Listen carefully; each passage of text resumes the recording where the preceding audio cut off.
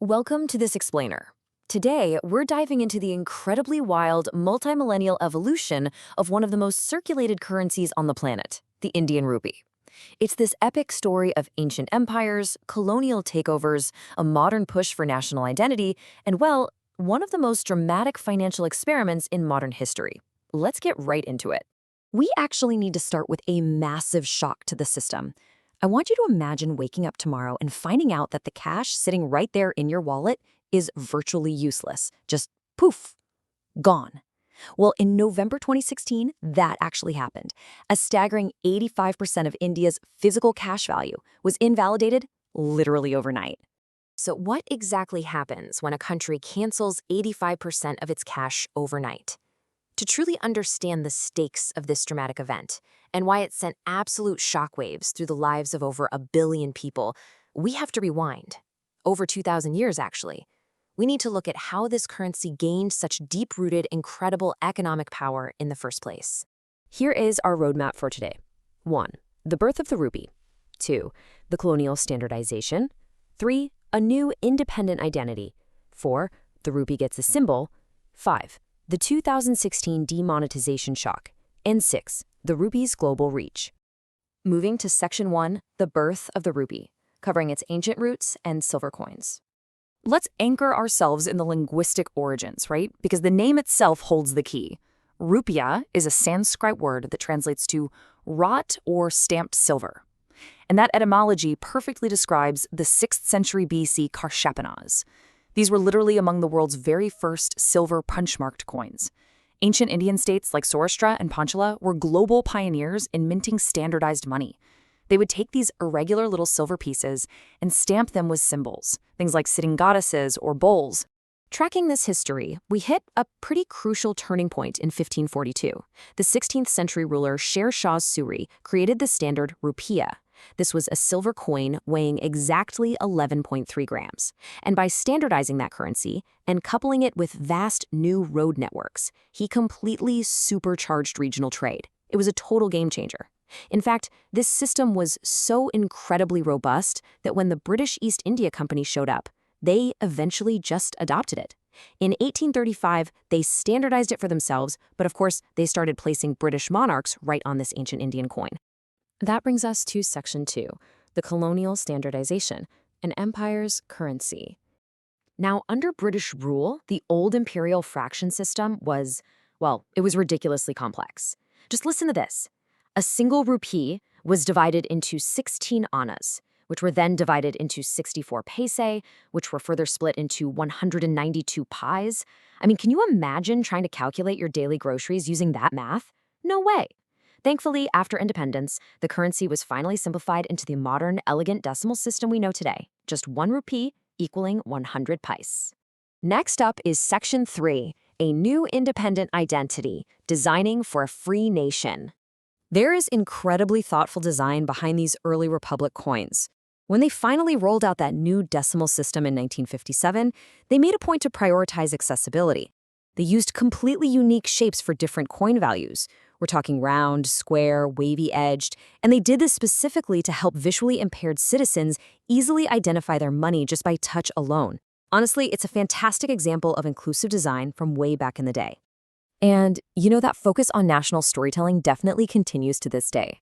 The modern paper notes act as this vivid, colorful canvas for Indian identity. While they feature Mahatma Gandhi on the front, the reverse sides showcase everything from ancient UNESCO World Heritage sites like the Sun Temple, the Ellora Caves, and the Sanchi Stupa, right up to the 2,000 rupee note. That one proudly displays the historic 2014 Mangalyaan Mars orbiter mission. It is quite literally a timeline of Indian achievement right there in your pocket. All right, Section 4, the rupee gets a symbol, crafting a global mark. So, by 2010, India's economy was surging, and it really needed a universally recognized typographical mark to assert its presence on the global stage. It needed to stand shoulder to shoulder with the US dollar, the British pound, and the euro. So what did they do? The government held a massive design contest, and the winner was an engineering graduate named Udaya Kumar. He designed this brilliant symbol that seamlessly merged the local Devanagari script Ra with the Roman capital R, just stripping away the vertical stem. Plus, those 2 horizontal lines at the top, they're a really cool nod to the Indian national flag. It was just the perfect blend of local culture and global typography. Moving on to Section 5, The 2016 demonetization shock, canceling cash overnight. Okay, this brings us full circle back to that unprecedented 2016 event we talked about at the start.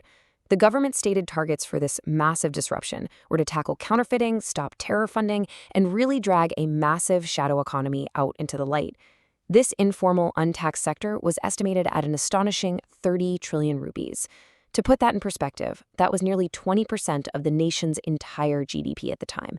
The logic going in was actually pretty simple. Make the highest denomination notes illegal. That way, anyone hoarding illegal cash wouldn't be able to exchange it without immediately alerting the tax authorities. But as you can imagine, the logistical mountain to climb here was just massive. Suddenly, all 500 and 1,000 rupee notes were totally invalid. To manage the inevitable panic, daily ATM withdrawals of the new replacement cash were strictly capped at a mere 2,000 rupees a day. Now, they did allow brief grace periods for essentials, places like hospitals and gas stations, but a hard deadline of December 30th was set to deposit all the old bills. Naturally, this immediately led to massive, winding lines at the banks. It was extreme logistical chaos for ordinary citizens who were just trying to buy their daily groceries. So, what was the ultimate result of this whole monumental effort? Well, it's interesting. Despite the main goal of wiping out all that hidden black money, the cash that hoarders would theoretically be too scared to deposit, central bank data later revealed something pretty surprising. Almost 99% of the invalidated cash was actually successfully deposited back into the formal banking system. Yeah, 99%. It showed that while the initial shock was incredibly profound, the shadow economy eventually figured out ways to legitimize its cash. And finally, Section 6. The rupee's global reach, the persistence of paper. So how exactly does the rupee's influence extend beyond India's borders today? Well, the historical and cultural footprint of this currency is so incredibly vast that it spawned what you might playfully call an imperial side quest. Because the standard set by Sher Shah Suri and later formalized by the British was so incredibly reliable, numerous surrounding nations actually adopted the name for their own modern money. Today, you'll find variations of the rupee serving as the official currency in nations stretching all the way from Indonesia to the Seychelles. And the numbers really prove the stubborn resilience of physical money. You'd think that after the extreme shock of demonetization, combined with a massive government push for digital payments, paper cash would just start to fade away, right? While wrong. Reserve Bank data showed that the cash to GDP ratio actually bounced right back.